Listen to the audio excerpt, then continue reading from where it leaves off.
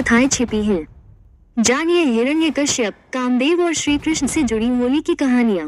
Please channel को like और subscribe जरूर कर ले। देश भर में होली का त्योहार धूमधाम से मनाया जाता है। 2 दिनों का त्योहार होली फाल्गुन मास की पूर्णिमा से शुरू होता है। पहले दिन होलिका दहन किया जाता है और दूसरे दिन रंगों से होली खेली जाती है। बुराई पर अच्छाई की जीत का संदेश देता होली का त्योहार परायों को भी अपना बना देता है। इस दिन एक दूसरे को गले लगाकर होली की बधाई दी जाती है।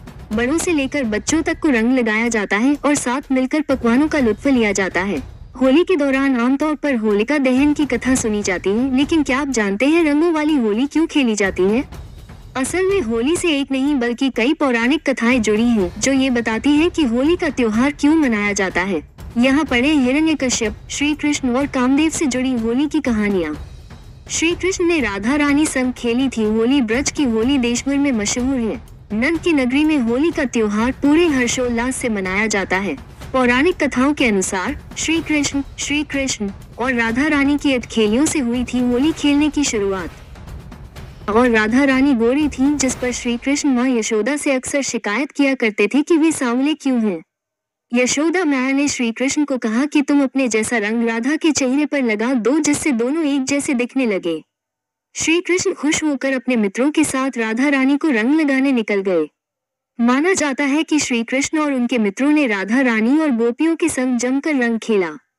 इसके बाद से ही होली मनाने का चलन शुरू हो गया और हर साल बेहद उत्साह के साथ रंग खेलना शुरू हुआ, जिसे होली कहा जाने लगा। होलिका और प्रहलाद की कहानी। होलिका दहन क्यों किया जाता है और अगले दिन होली क्यों खेलते हैं, इससे हिरण्यकश्यप, होलिका और प्रहलाद की कहानी जुड़ी है। प्राचीन काल में हिरण्यकश्यप नाम का असुर रहा करता था, जो भगवान विष्णु से नफरत करता था। हिरण्यकश्यप का एक पुत्र था प्रहलाद, जो भगवान विष्णु का परम भक्त था और भगवान की पूजा में लीन रहता है। बालक प्रहलाद की भक्ति देखकर हिरण्यकश्यप ने उसे मारने का निर्णय लिया। हिरण्यकश्यप ने हर वो कोशिश की जिससे वो प्रहलाद को मार सके, लेकिन प्रहलाद हर बार बच जाता था। अपनी बहन होलिका की मदद लेने की सोची। होलिका को यह वरदान प्राप्त था कि अग्नि उसका कुछ नहीं बिगाड़ सकती। हिरण्यकश्यप ने होलिका से प्रहलाद को गोद में लेकर आग की लिपटों में बैठने के लिए कहा और होलिका ने बिल्कुल ऐसा ही किया। होलिका नन्हे प्रहलाद को गोद में लेकर आग की चिता पर बैठ गई, लेकिन भगवान विष्णु की कृपा से होलिका जलकर भस्म हो गई और प्रहलाद बच गया। इसके बाद से ही बुराई पर अच्छाई की जीत के रूप में होलिका दहन किया जाने लगा और हर साल होली का त्योहार मनाया जाने लगा।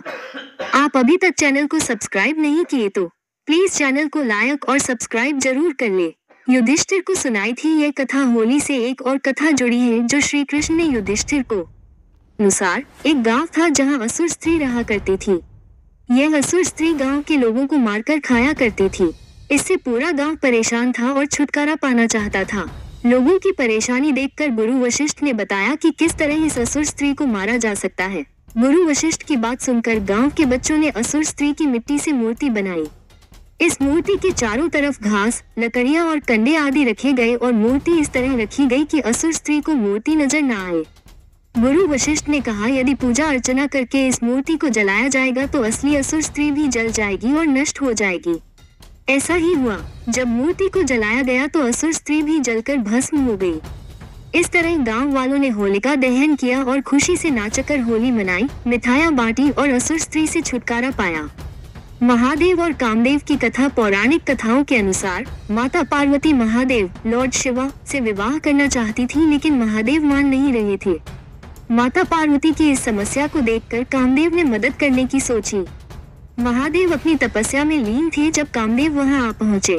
कामदेव ने भगवान शिव की तपस्या भंग करने के लिए उन पर पुष्प बाण चला दिए।